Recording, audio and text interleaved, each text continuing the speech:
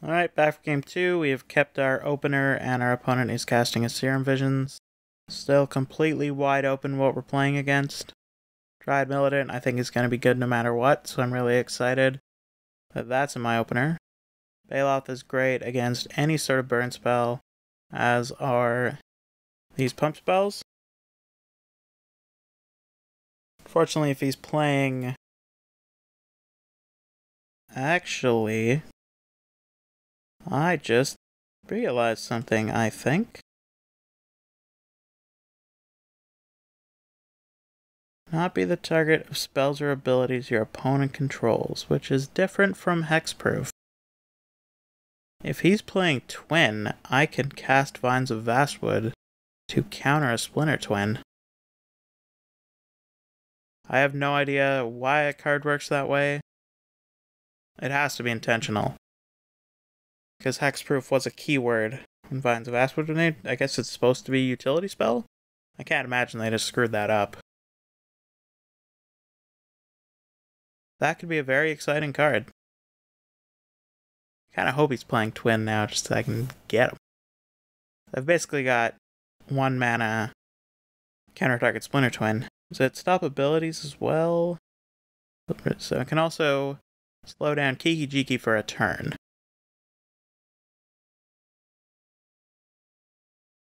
Experiment 1's a fantastic draw. Let's just attack. So I'd be hesitant to play Bailoff next turn if he is playing Twin, because then I would have to tap out. So at least now I've got an extra creature. But we still don't know what he's playing, so who knows? If he is playing Storm, then I can channel Alexander's PTQ win. You know, I've got to imagine that setting, you know, the PTQ, most recent modern PTQ I've been to was won by a player playing Burn, which is already frustrating enough for some people. But he had never played in a Magic tournament before, never played the deck before, and actually came to the store to play in Yu-Gi-Oh! Day. Well, that's a gross one. I'm gonna Giant Growth to save Dryad Militant, because that card seems great. Almost definitely not playing Storm now. Yeah, came to play in Yu-Gi-Oh! Day. Almost dropped to play in said Yu-Gi-Oh! Day after he was 5-0, because he wanted some kind of promo or token or whatever they were giving out, which is fine, right? Like, you came to play Yu-Gi-Oh! And Yu-Gi-Oh! Is not my kind of game, but if someone likes it, that's their deal. That was kind of a crummy draw. Anyways, friends convinced him to stay. He made top 8, and kind of made it public that he didn't have an interest in going to the Pro Tour, and everyone was so bitter. So bitter. He made it to the finals, and then ultimately decided that that was something he wanted to do. And I mean, good for him. You know, he stuck to his guns. He won a trip to Hawaii. And I see him at the store every now and then. He plays, you know, drafts, pre-releases, stuff like that. And he usually does pretty well. So, obviously he's got a knack for Magic. And the tangent, the reason I was telling that story, was I have to feel like it was a similar setting when these guys made top 8 with his deck, that it felt bad for the opponents.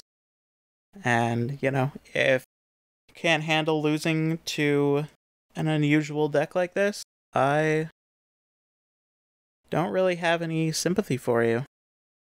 You know? A lot of decks seem bad on paper, like really successful decks.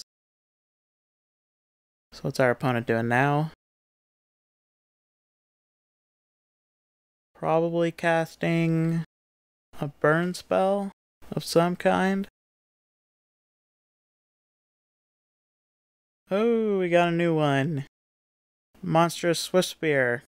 Haste and Prowess. This is the new Goblin Guide of sorts. So, opponent definitely playing Delver. That will be good to know. I don't know if this card is really a new Goblin Guide. My love of Goblin Guide is pretty public knowledge.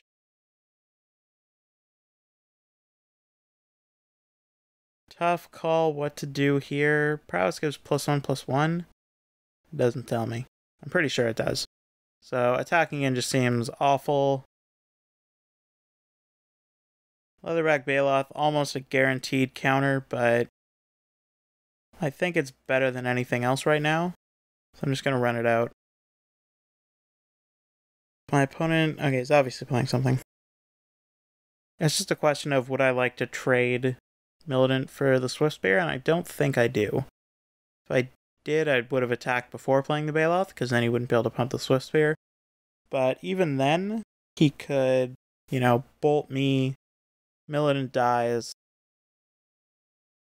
because Swiftspear gets pumped, and that would just be an awful sequence of events for me. I could have held up Vines of Vastwood and try and cast that, but even then, a remand would wreck me. Too many ways that could have blown up in my face for it to be a good idea. But anyway, now we know what our opponent's playing. So if we do lose this game, and he's got 5 cards in hand, so we might. Chooses not to attack, so he's on the defense. And this card's really bad right now. So if we do lose this game, at least we know what to sideboard. Another remand, opponent's digging deep.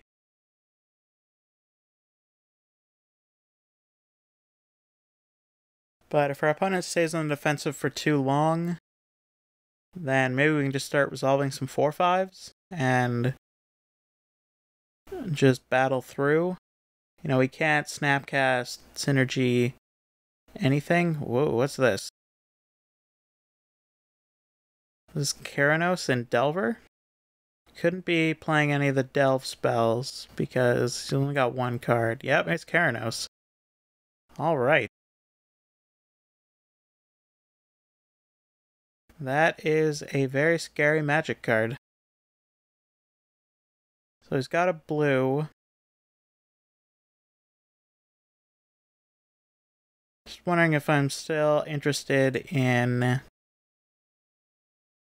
not trading. I really don't want to turn on Snapcaster Mates, but I also have Cage. And it also turns off Delve spells, although he can almost hardcast all of them anyway. He's got 6 mana.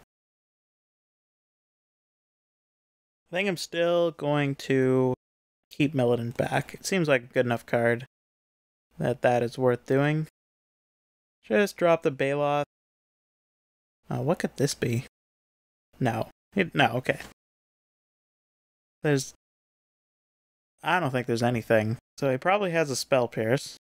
Thanks for letting me know. Not gonna bother playing the Cage. I can keep up 1 mana for Vines of Vastwood. At least gives me a shot of being able to use it. If he tries to Vapor Snag here, which would be a horrible idea, because I'm pretty sure he's seen my hand. I'm really excited about this interaction with Splinter Twin. That's a really juicy sideboard. Targeting Dryad Militant. So he obviously wants it dead. So that's good to know. I'd be interested in just trying to save it. If this gets countered, so be it. Probably looking at Spell Pierce here, yep. Hopefully he hits a land. Well, he's already got a lot of lands in play, so that's pretty unlikely. Yeah, what did he reveal? A remand. God dang remands. Well, now we've got a sweet 4/5. Oh, what's this? What's this? What are all these expensive spells in a Delver deck? This is like mind control. I wouldn't even know what to do with myself. Cryptic Command. Okay, that's not as bad. So next turn, if he doesn't play a land, I think I'm going to go Graph Digger's Cage. And then Baloth, because then he can't spell pierce the cage. He can, which would stall the Baloth for a turn. Ah, he's got a land.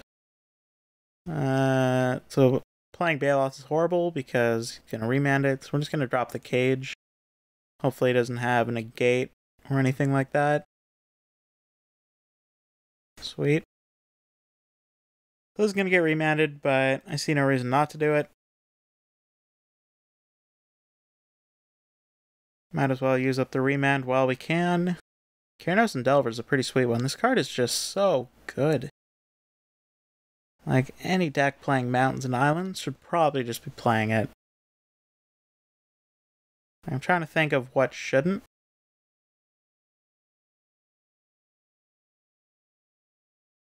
Like, even Storm, it could be pretty juicy.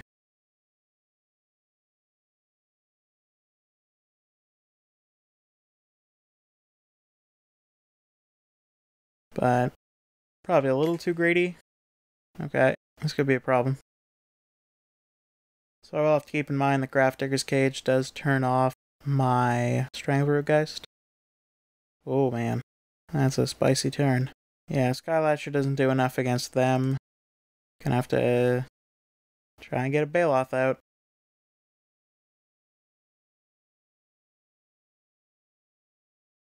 It's remand number 4, yep. Sometimes they have 4 remands. He's probably got at least one Snapcaster Mage in hand. Which means he would have a 5th remand were I not in the middle of stopping it. Pretty gross. God, what is he playing now? Oh, Electrolyze. Okay. That's a card they play. Well, geez. Guy's draws were pretty spicy. I guess he did play a lot of, digging, sleight of hand, Electrolyze, Serum Visions, all that. Alright, so now we know what we're up against. So what do I like now? Definitely like Guy's Anthem a bit more. Option to Baloth might actually be fine. Dagelmanger. This card's actually really good. I don't know why it's not getting played more. Kills Gods, kills Wormcoil Engine. Seems pretty good. So I still like Choke. Still like Grafdigger's Cage. Do I like Obstinate Baloth? It's pretty slow. But it'd be pretty deadly if it hits the board. But I don't think it's quite good enough. Or do I?